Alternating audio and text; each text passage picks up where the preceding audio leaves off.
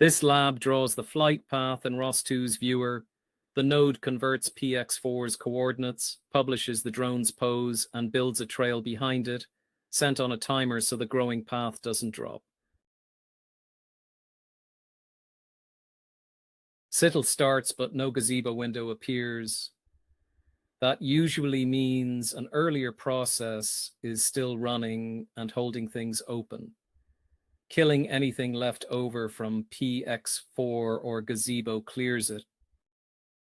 The relaunch works this time, and the agent bridges PX4 to ROS. With ROS and the workspace sourced, the visualization node starts publishing pose and path. In the viewer, the fixed frame is set to map, then displays are added by topic. A TF display shows the coordinate frames themselves. The pose arrow gets sized up so it's actually visible against everything else.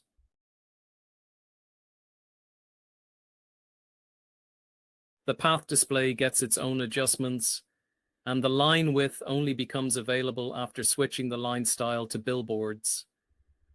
The frame markers are scaled down so they don't clutter the view.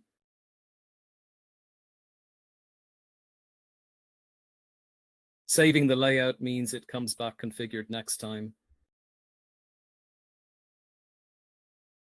Back in the first terminal, sourcing again. Then the offboard node from the last lab starts the square flight.